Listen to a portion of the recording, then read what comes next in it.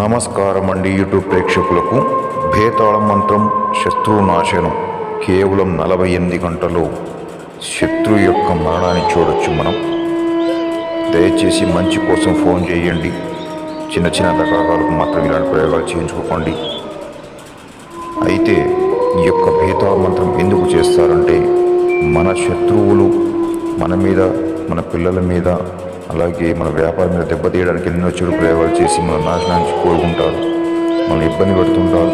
మన భార్యాభర్తలకు తగాదులు కానీ ఏది చేసినా కూడా మనం కలిసి రాకుండా చేసి మన ఇబ్బంది పెట్టి మన నాశనం కోరుకుంటారు.